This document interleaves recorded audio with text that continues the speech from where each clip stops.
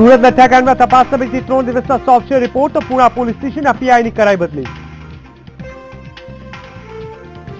અમદાવાદના સોલા સિવિલમાં કેન્ટીનમાં કામ કરતા યુવકનું કૂવામાં પડી જવાથી મોત. હોસ્પિટલ તંત્રની નિષ્ક્રિયતા સામે ઉઠ્યા સવાલ. એપોલો હોસ્પિટલમાં દુષ્કર્મની ઘટના બાદ વધુ એક ખુલાસો. આરોપી તબીબ ઉપરાંત અન્ય તબીબો પણ પાકિસ્તાની. પાટીદારો સાથે સમાધાનની નથી કોઈ ફોર્મ્યુલા, પણ આવી જશે ઉકેલ. ભાવનગરમાં સીએમનું સૂચક નિવેદન. મહેસાણાના વિજાપુરમાં યોજાઈ 5 કન્વીનરોની બેઠક. આગામી સમયમાં ઉત્તર ગુજરાતના શહેરોમાં યોજાશે ખાટલા સભા. ભાદરવી પૂનમના મેળામાં ઉમટ્યો માનવ મહેરામણ.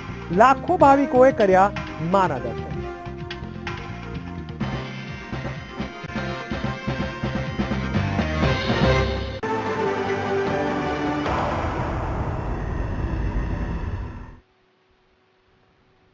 નમસ્કાર દર્શક મિત્રો, ન્યૂઝ લાઈવ થી આજે ગુજરાતમાં હું જીગર દેવાની આપનું સ્વાગત કરું છું. વાત કરીશું સુરતની.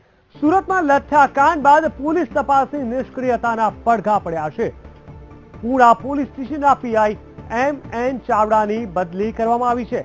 ચાવડાની બદલી લાયસન્સ બ્રાન્ચમાં કરવામાં આવી છે. આ નિર્ણય સુરત પોલીસ કમિશનર દ્વારા લેવામાં આવ્યો છે. પુણા પોલીસ સ્ટેશનના પીઆઈની બદલી કરવામાં આવી.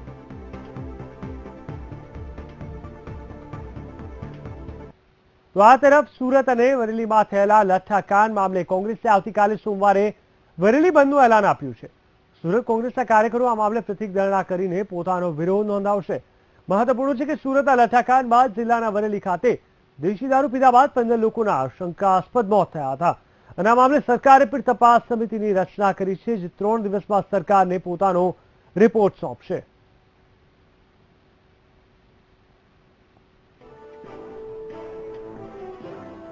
સુરત જિલ્લા તેમજ વરેલી ખાતે થયેલા લઠ્ઠાકાંડ મામલે આખરે રાજ્ય સરકાર જાગી છે અને આ મામલે એક તપાસ સમિતિની રચના કરવામાં આવી છે, જેમાં એડિશનલ ડીજી વીએમ પારખી, નશાબંધી વિભાગના બી.કે. કુમાર તથા એફએસએલના એમ.એચ. દહિયાનો સમાવેશ કરાયો છે. આ અધિકારીઓએ રવિવારે નવી સિવિલ હોસ્પિટલ તથા સ્પીમેર હોસ્પિટલની મુલાકાત લીધી હતી અને સારવાર હેઠળના દર્દીઓ સાથે પૂછપરછ કરી હતી. ત્યારબાદ આ કમિટી દ્વારા વરેલી ખાતે પણ તપાસ હાથ ધરવામાં આવી હતી. ઉલ્લેખનીય છે કે સુરતના લઠ્ઠાકાંડ બાદ જિલ્લાના વરેલી ખાતે દેશી દારૂ પીધા બાદ 15 લોકોના શંકાસ્પદ મોત થયા હતા. મહત્વપૂર્ણ છે કે આ કમિટી 3 દિવસ સુધી સુરતમાં રહેશે અને બાદમાં લઠ્ઠાકાંડ અંગેનો રિપોર્ટ રાજ્ય સરકારને સુપ્રત કરશે.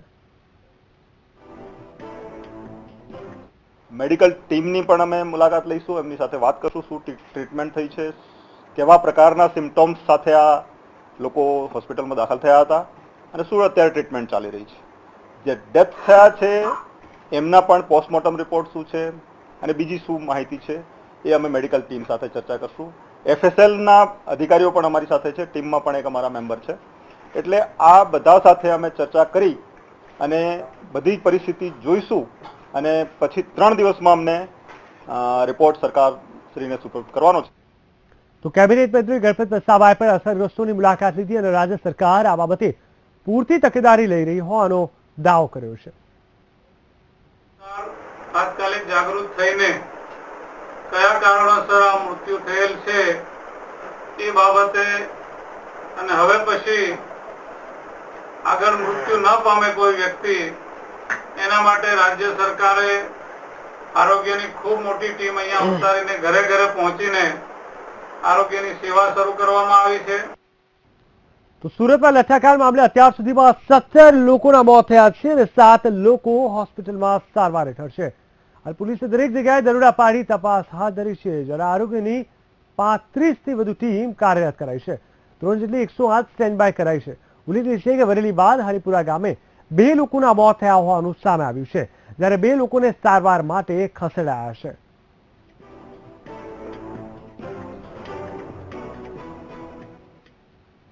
નશાના માતમ બાદ સુરત જિલ્લાના પલસાણા તાલુકાના કેટલાય ગામોમાં હાલ ડરનો માહોલ છે. તેની પાછળનું કારણ બીજું કંઈ નહીં પણ એકમાત્ર દેશી દારૂ અને લઠ્ઠાકાંડ છે. છેલ્લા 3 દિવસ દરમિયાન લઠ્ઠાકાંડના ભોગે અહીંની 17 થી વધુ સ્થાનિકોએ પોતાનો જીવ ગુમાવ્યો છે. તેથી અહીંના સ્થાનિકોમાં ભયનું વાતાવરણ ઊભું થવા પામ્યું છે. શું છે આ સમગ્ર અહેવાલ, આવો જાણીએ અમારી વિશેષ રજૂઆત નશા બાદ માતમમાં. ગાંધીના ગુજરાતમાં નશાના સોદાગરો. વધુ 2ના મોત થતા કુલ મૃત્યુ આંક 17 થયો. સ્થાનિકોમાં ભયનો માહોલ.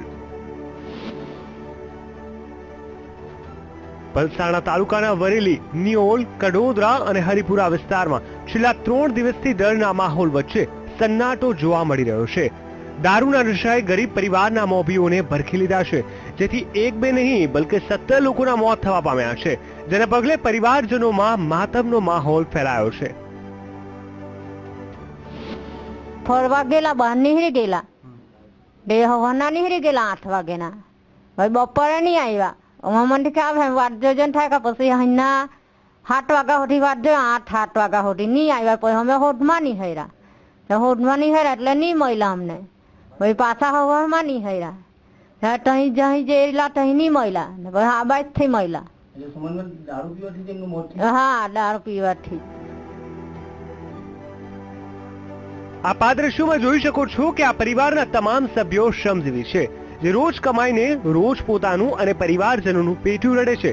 જો કે આ ઘટના વધુ 2 લોકોને મોતને ભેટ્યા છે, જ્યારે અન્ય 2 લોકોના સારવાર અર્થે હોસ્પિટલ ખસેડાયા છે. આમાં ઘટનામાં એવી વાત છે કે આ બધું જે થાય છે તે દેશી દારૂ પીવાના કારણે થાય છે. અને આમાં હમણાં સુધી બે વ્યક્તિના મૃત્યુ થઈ ગઈ છે. તેમાં એક પોતે મારા મોટા પપ્પાનો છોકરો છે, બીજો એક ભાઈ છે. તેને બીજા 2 વ્યક્તિ, એક બાઈ છે, બીજો એક જેન્ટ્સ છે, તે હમણાં સ્મીમેર હોસ્પિટલમાં સારવારમાં છે. હરપટીવાસમાં દારૂ પીવાથી 2 જણના મૃત્યુ થયા છે. 1 જણ એડમિટ છે સિવિલ હોસ્પિટલમાં, સિરિયસ છે. ક્યારે એમની મોત થઈ છે? કાલે સાંજે. આ વિસ્તારમાંથી દારૂ મળે છે કે પછી બહાર? આ વિસ્તારમાં હવે ક્યાંથી દારૂ આવે છે કે બહારથી જ આવે છે. હરિપુરામાં તો દારૂ મળતો નથી, બધો બહારથી જ આવે છે દારૂ.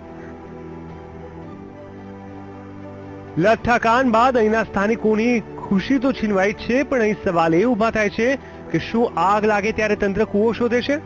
શું રાજનેતાઓ પોતાની રાજનીતિ કરવા જ આવા દિવસોની રાહ જુએ છે? શું પોલીસની રહેમ હેઠળ ચાલે છે દેશી દારૂના અડ્ડાઓ? કિરણસિંહ ગોહિલ, વીટીવી, સુરત.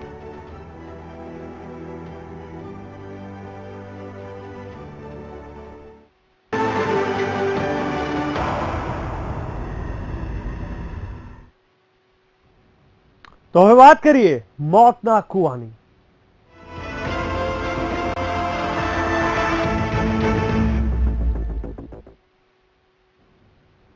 અમદાવાદ 16 સિવિલ હોસ્પિટલનો ખુલ્લો કૂવો એક યુવક માટે મોતનો કૂવો સાબિત થયો છે. કોની ભૂલનો શિકાર બન્યો છે આ યુવક? આવો જાણીએ સમગ્ર અહેવાલ અમારી વિશેષ રજૂઆત મોતના કૂવામાં.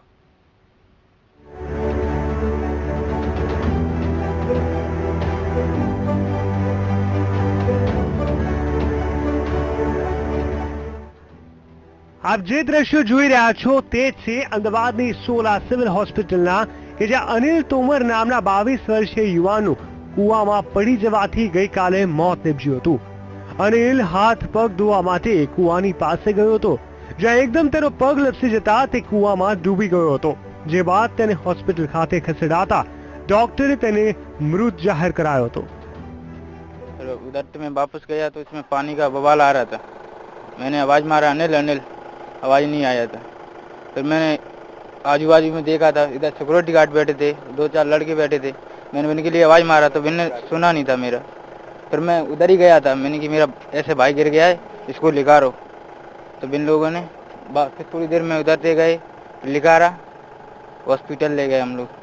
उधर डॉक्टर ने बोला हो जाएगा सही, थोड़ी देर में हो गया। बॉडी को किसने निकाला अंदर से? बॉडी थे काम वाले लड़के थे, उन्हें निकाला। आ હોસ્પિટલના કમ્પાઉન્ડમાં એક નવી બિલ્ડિંગ બની રહી છે, તેથી બિલ્ડિંગના ચણતર સહિત મજૂરોને પાણી મળી રહે તે માટે આ કૂવો ખુલ્લો મૂકવામાં આવ્યો છે। અનિલ તોમર જે કેન્ટીનમાં કામ કરતો હતો, તે કેન્ટીન માલિકનો આક્ષેપ છે કે મળે ત્યાં બિલ્ડરો અહીં જો હુકમી દર્શાવી પોતાની મનમાની ચલાવી રહ્યા છે અને વગર પરમિશને કૂવો ખુલ્લો મૂકી પોતાની તાનાશાહી ચલાવી રહ્યા છે, જેનો ભોગ અનિલ જેવા માસૂમો બની રહ્યા છે। આટલો ઊંડો કૂવો ખોદવા માટેની પરમિશન સોલા સિવિલના કમ્પાઉન્ડની અંદર, સોલા સિવિલ હોસ્પિટલના કમ્પાઉન્ડની અંદર કોને આપી આ લોકોને? એમ અમારે ખાલી એક નજીવું બોર્ડ લગાવવું હોય છે તો પણ હાઈકોર્ટની પરમિશન લેવી પડે છે, કેમ કે અમારી પાસે હાઈકોર્ટ છે. અને આ માલાણી બિલ્ડર એમના જો હુકમીથી ઝાડ ઉપર 3 ફેઝ લાઈન લગાવી દે, ઝાડ ઉપર ગમે ત્યાં હાઈવે આ મંડપ નાખી અને બોર્ડ લગાવી દે. આ શું છે? આ અત્યાચાર નથી? શું છે આ? કૂવો શેની પરમિશન, કોના પરમિશનથી ખોદ્યો છે? આ કૂવો હોવો જ ના જોઈએ. આટલો ઊંડો કૂવો હોવો જોઈએ. 100 ફૂટના ઊંડા કૂવા ખોદ્યા છે. હાલ તો ઈડી દાખલ કરી અને આગળની કાર્યવાહી ચાલુ છે. જે હોજ છે એને જે સેફ્ટી ફીચર્સ લેવા જોઈએ લીધા છે કે કેમ, અને જે કોન્ટ્રાક્ટ છે કોન્ટ્રાક્ટ કોનો છે અને એના કોન્ટ્રાક્ટની અંદર એમઓયુની અંદર કઈ કાર્યવાહી કરેલ છે તે કેમ, એને મંજૂરી લીધેલ છે કેમ, એ દિશામાં પણ તપાસ ચાલુ થશે. એમાં કંઈ પણ ઝડપની જો નેગ્લિજન્સ જણાશે તો આગળની કાર્યવાહી થશે. હાલ તો સોલા સિવિલ હોસ્પિટલની બેદરકારીને પગલે એક માસૂમે પોતાનો જીવ ગુમાવ્યો છે. ત્યારે અને આટલી મોટી દુર્ઘટના બાદ પણ કોઈ કાર્યવાહી હોસ્પિટલના સત્તાધીશો દ્વારા કરવામાં ન આવતા તંત્ર સામે અનેક સવાલો ઉભા થવા પામ્યા છે. કમ્પાઉન્ડમાં કોની મંજૂરીથી કૂવો બનાવ્યો? કૂવાની આસપાસ કેમ નથી સુરક્ષા? કૂવાની બાજુમાં ઇલેક્ટ્રિક લાઈન કેમ? અનિલ તોમરના મોતનો જવાબદાર કોણ? મયુર મેવાડા, વીટીવી ન્યૂઝ, અમદાવાદ. મોતા કુવાની વાસ્તવિકતા જાણવા અમારા સંવાદદાતા ઘટના સ્થળની મુલાકાતે ગયા અને ત્યાં શું ખુલાસાઓ આવ્યા હવે તે પણ જુઓ. 22 વર્ષીય એક યુવાન અનિલ તોમર જે એમપીથી અમદાવાદ ખાતે કમાવા આવ્યો હતો, પરંતુ આ યુવાનને સોલા સિવિલમાં ગઈકાલ રાતે જ્યારે હોજ જોડે હાથ પગ ધોઈ રહ્યો હતો ત્યારે પગ લપસતા ડૂબી જવાથી મોત થયું હતું. દ્રશ્યોમાં આપ જે જોઈ શકો છો કે આ એ હોજ છે જ્યાં ગઈકાલ રાતે જે અનિલ તોમર અમદાવાદ સોલા સિવિલની અંદર જે કેન્ટીનમાં કામ કરતો હતો, જે તેના ભાઈ સાથે જ્યારે અહીંયા રાતના સમયે હાથ પગ ધોવા આવ્યો ત્યારે તેનો પગ લપસી જતા તે હોજમાં ડૂબી ગયો હતો અને હોજમાં ડૂબવાથી તેનું મોત થયું હતું. જે પ્રમાણે જે હોજ બનાવવામાં આવ્યો છે તે એ સૂત્રો જોડે જે માહિતી મળી છે તે પ્રમાણે હોજ ગેરકાયદેસર રીતે બનાવવામાં આવ્યો છે. તદુપરાંત હોજને ઢાંકવામાં બી નથી આવ્યો, જે એક ઘોર બેદરકારી સામે આવી છે. હોજના કારણે જે આજુબાજુ જે પાણી ભરાય છે તેના લીધે બી ઘણી ગંદકી સામે આવે છે. સિવિલ હોસ્પિટલ જે અહીંયા આગળ હજારો પેશન્ટો આવતા હોય છે, ખાસ જે પ્રકારે અહીંયા આગળ જે કિચડ કાદવ જે પાણી ભરાવા દેખાય છે તેના લીધે મચ્છરોના બી ઉદ્ભવ ઘણા થાય છે. તે સિવાય જો વાત કરવામાં આવે તો જે હોજની બાજુમાં જ જે ઝાડનું થડ આવ્યું છે તે થડ જોડે ખુલ્લો જે ઇલેક્ટ્રિકના વાયરો લગાવવામાં આવ્યા છે, ઇલેક્ટ્રિક ડીપી ઊભું કરવામાં આવ્યું છે. આ જે ડીપીના વોલ છે આના કારણે બી કોઈ જાનહાની થવાની શક્યતા થઈ શકે છે. આ આખું જે ગેરકાયદેસર રીતે ઊભું કરવામાં આવ્યું હોય તેવું બી લાગી રહ્યું છે. જે પ્રકારે જે વાયર તમે આ જોઈ રહ્યા છો કે જે ડીપીની અંદર આ વાયર હાઈ વોલ્ટેજનો વાયર જે જઈ રહ્યો છે તેને કારણે ખાસ કરી આ પાણીના કારણે બી અહીંયા ગાડી જે એક શોર્ટ સર્કિટની સમસ્યા ઊભી થઈ શકે છે. જો કોઈ મોટી ઘટના આના લીધે બને તો એની પાછળ જવાબદાર કોણ રહેશે, એક આ મોટો પ્રશ્ન હાલ ઉદ્ભવી રહ્યો છે. કેમેરા પર્સન હિતેશ સુતરિયા સાથે મયુર મેવાડા, વીટીવી ન્યૂઝ, અમદાવાદ.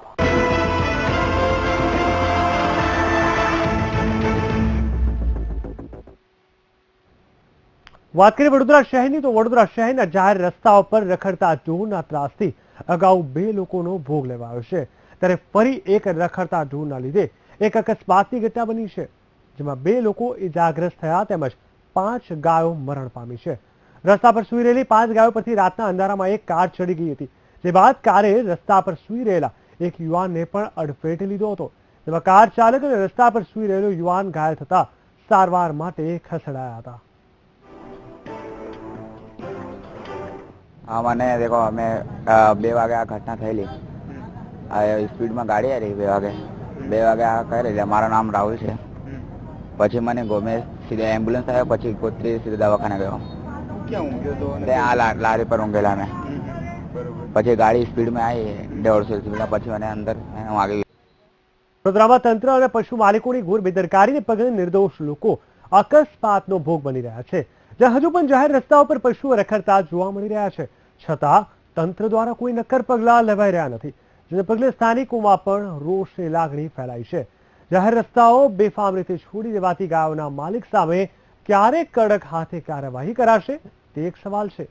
2 યુવાનોના મોત બાદ પણ હજુ લાગે છે કે તંત્રની આંખ નથી ઉઘડી, અને સવાલ એ થાય છે કે શું તંત્ર ફરી એક અકસ્માત થવાની રાહ જોઈ રહી છે, અને જો ફરી કોઈ અકસ્માત થાય તો તે માટે જવાબદાર કોણ હશે?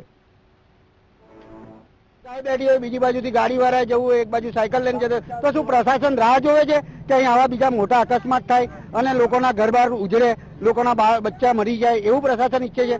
તો અહીંયા અમે એટલું ઈચ્છીએ કે ભાઈ જે આ વ્યવસ્થા છે એ પ્રશાસનની જવાબદારી છે અને એ લોકો આની અંદર ત્વરિત પગલાં લઈ અને યોગ્ય તે કાર્યવાહી કરવી જોઈએ અને પબ્લિકને આમાંથી રાહત અપાવવી જોઈએ. અપોલો હોસ્પિટલમાં દુષ્કર્મની ઘટના બાદ વધુ એક ચોંકાવનારો ખુલાસો થયો છે. અપોલો હોસ્પિટલમાં કહી શકાય કે આજે દુષ્કર્મના કાંડના આરોપી તબીબ ઉપરાંત વધુ તબીબો પાકિસ્તાનના હોવાનો ખુલાસો થયો છે. આ ખુલાસો સ્ટેટ આઈબી તરફથી મળેલા ઇનપુટ બાદ થયો છે. તો આ તરફ ખુલાસા બાદ આઈબીએ અપોલો હોસ્પિટલના મેનેજમેન્ટ પાસેથી સ્ટાફ અંગેની વિગતો માંગી છે. સૂત્રો જણાવ્યા અનુસાર માત્ર તબીબો જ નહીં પણ હોસ્પિટલના સ્ટાફના તમામ વ્યક્તિઓની વિગત આઈબીએ હોસ્પિટલ પાસેથી માંગી છે. જોકે આ અંગે હોસ્પિટલના મેનેજમેન્ટને પૂછતા તેમણે મૌન રહેવાનું પસંદ કર્યું છે. બીજી તરફ એપોલો હોસ્પિટલમાં યુવતી પર થયેલા દુષ્કર્મ કેસના બંને આરોપીઓને સેન્ટ્રલ જેલ મોકલવામાં આવ્યા છે. કોર્ટે બંને આરોપીઓના 2 દિવસના રિમાન્ડ મંજૂર કર્યા હતા, જે રિમાન્ડ પૂર્ણ થતા બંને જેલમાં ધકેલી દેવામાં આવ્યા છે. તો બીજી તરફ પોલીસે આ કેસ સાથે સંબંધિત વસ્તુઓ જપ્ત કરી છે. પીડિતા અને બંને આરોપીઓના કપડાં, ચાદર અને મોબાઈલ જપ્ત કર્યા છે. તો આરોપીઓ સામે પોલીસે વધુ એક ગુનો દાખલ કર્યો છે. પોલીસે ફોરેનર એક્ટના ભંગનો ગુનો પણ નોંધ્યો છે.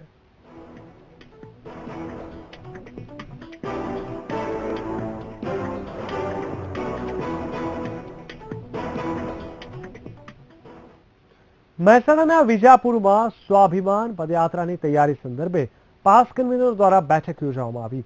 બેઠકમાં અનેક નિર્ણયો લેવામાં આવ્યા કે આજથી ઉત્તર ગુજરાતના ગામડાઓમાં ખાટલા સભા યોજવામાં આવશે. ઉપરાંત 22 સપ્ટેમ્બરે ગાંધીનગર ખાતે પાટીદાર જાહેર સભા યોજાશે. ત્યારબાદ મુખ્યમંત્રી વિજય રૂપાણીને આવેદનપત્ર પાઠવવામાં આવશે.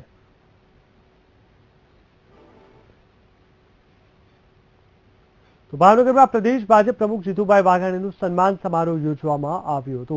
આ પ્રસંગે મુખ્યમંત્રી વિજયભાઈ રૂપાણીએ ખાસ હાજરી આપી હતી, જ્યાં તેમણે પાટીદાર સમાજના રોષને લઈ પોતાની પ્રતિક્રિયા આપી હતી અને કહ્યું હતું કે સરકાર આ દિશામાં ચોક્કસ સકારાત્મક પરિણામ લાવશે.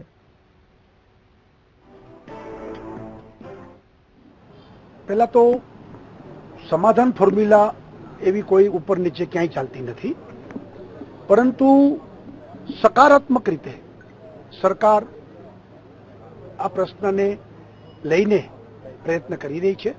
આજ નહીં તો કાલ એના પરિણામ ચોક્કસ સકારાત્મક રીતે આવશે જ. અને એક બધા સમાજ ગુજરાતમાં એક છે, સાથે છે અને આપણે સૌ ગુજરાતીઓ સાથે મળીને ગુજરાતનો વિકાસ કરશું. રાજકોટ જિલ્લાના જસદણમાં મુખ્યમંત્રી વિજય રૂપાણીના હસ્તે મલ્ટી સ્પેશિયાલિસ્ટ હોસ્પિટલનું ભૂમિપૂજન કરાયું હતું. આ સમયે કથાકાર મોરારી બાપુ સહિત પુરુષોત્તમ રૂપાલા અને પ્રદેશ ભાજપના પ્રમુખ જીતુભાઈ વાઘાણી સહિત પાટીદાર આગેવાનોએ ખાસ હાજરી આપી હતી. જે મુખ્યમંત્રી વિજયભાઈ રૂપાણીએ કહ્યું કે રાજ્યમાં આગામી સમયમાં ખેડૂતોને પાક અને વાવેતર માટે કોઈ સમસ્યા ન રહે તે માટે નવી પાક વીમા પોલિસી લાવવાની જાહેરાત કરી હતી અને રાજ્યના વિકાસને આગળ વધારવાની મુહિમ ઉઠાવી હતી. અને આજે હું એ વાતની ખાતરી આપવા આવ્યો છું કે નરેન્દ્રભાઈએ જસદણ અને વિછિયાની ચિંતા કરી છે. મિત્રો, આવનારા દિવસોમાં હું પણ જસદણ અને વિછિયાની વિશેષ ચિંતા કરીને રસ્તા, પાણી, ખેતી, જસદણનો વિકાસ એમાં ધ્યાન આપીશું. કહેવાય છે કે સત્તા પૂજાય છે. રાજ્યમાં પણ અત્યારે આવી જ સ્થિતિ દેખાઈ રહી છે. છેલ્લા થોડા દિવસથી સત્તામાં હોય તેવા ભાજપના મંત્રીઓ અને નેતાઓનું સન્માન થઈ રહ્યું છે અને તેમના સન્માન માટે ધામધૂમથી સમારોહો પણ યોજવામાં આવી રહ્યા છે. પરંતુ આની પાછળની હકીકત કંઈક અલગ જ છે. ભાજપનું મિશન 2017, ભાજપની નવી રણનીતિ, ભાજપ તરફ આકર્ષવાનો પ્રયાસ. 2017ની વિધાનસભાની ચૂંટણીને લઈને ભાજપે હવે અપનાવી છે નવી રણનીતિ. રાજ્યમાં પાટીદારોની અનામતની માંગ બાદ ઊભી થયેલી સ્થિતિને ડામવા અને જુદા જુદા સમાજને આકર્ષવા માટે ભાજપે સન્માન સમારોહનો રસ્તો અપનાવ્યો છે. તાજેતરમાં સુરતમાં પાટીદાર આગેવાનો દ્વારા ભાજપના નેતાઓનો સન્માન સમારોહ યોજાયો અને આ સમારોહમાં જીતુ વાઘાણી સહિત ભાજપમાં રહેલા પાટીદાર નેતાઓનું સન્માન કરાયું.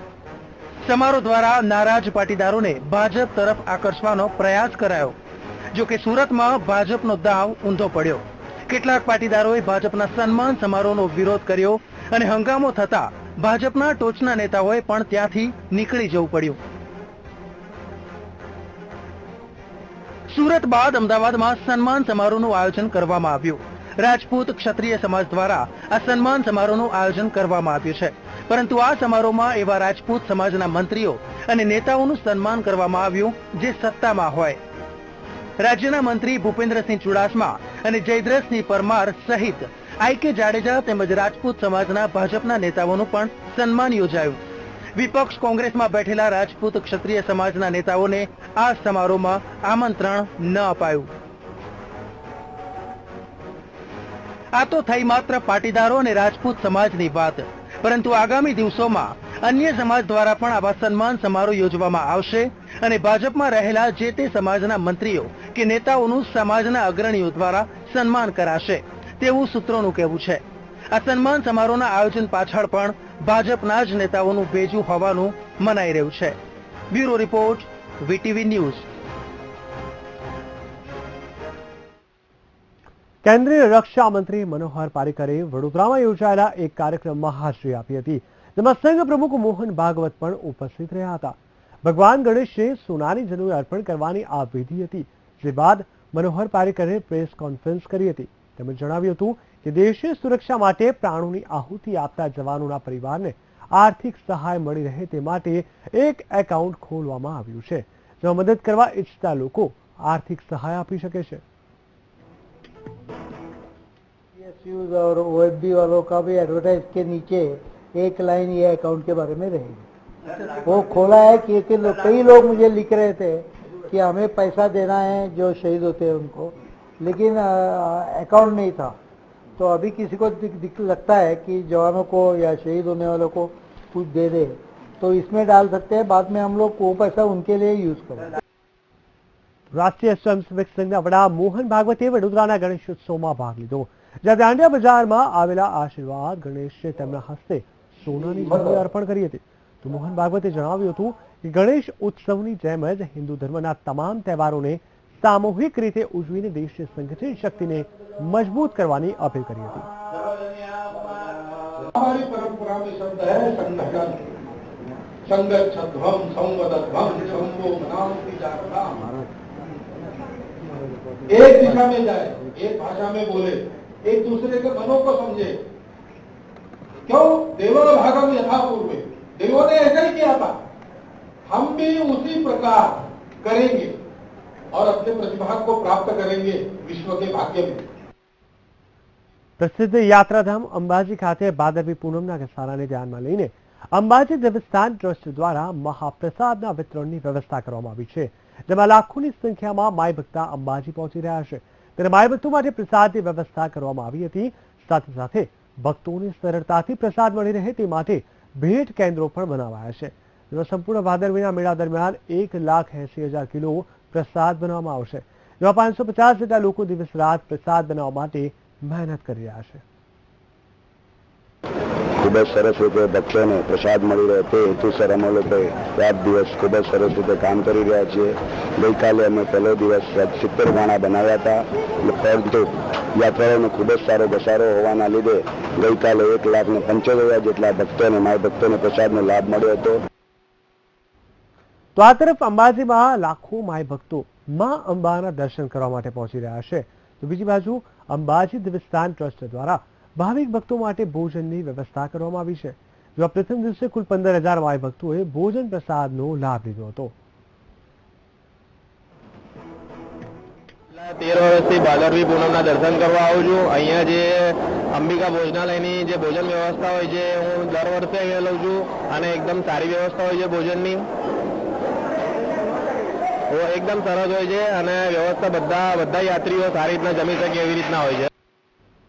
અરવલ્લી જિલ્લામાં ગણેશ ચતુર્થીના દિવસથી ધામધૂમપૂર્વક ઉજવણી કરવામાં આવી રહી છે, ત્યારે મોડાસામાં ભગવાન ગોકુલનાથજીના મંદિર નજીક વૈષ્ણવ પરિવાર દ્વારા ગણેશજીની સ્થાપના કરવામાં આવી અને દર્શનાર્થીઓને આકર્ષવા ગત રાતે મિમિક્રી માટે અમિતાભ બચ્ચન, રાજેશ ખન્ના અને ગોવિંદા જેવા ફિલ્મી કલાકારોના હમશકલ બોલાવવામાં આવ્યા, જેને મિમિક્રી કરીને દર્શનાર્થે આવનાર દર્શનાર્થીઓના મન મોહી લીધા હતા.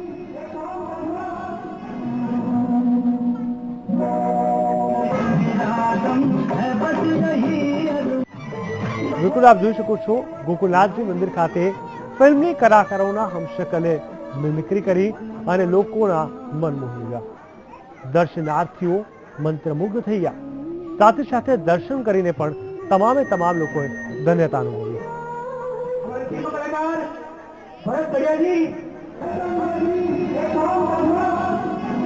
ગણેશ ભક્તો કહી શકાય કે આ દિવસોમાં ગણેશ ભક્તિ કરીને ધન્યતા અનુભવી રહ્યા છે.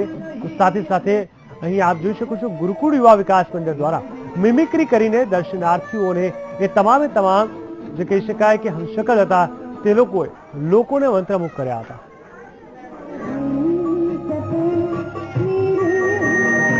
ફિલ્મી કલાકારોના હમશકલ ત્યાં આવ્યા હતા જેમને તમામે તમામ લોકોએ મિમિક્રી કરી હતી.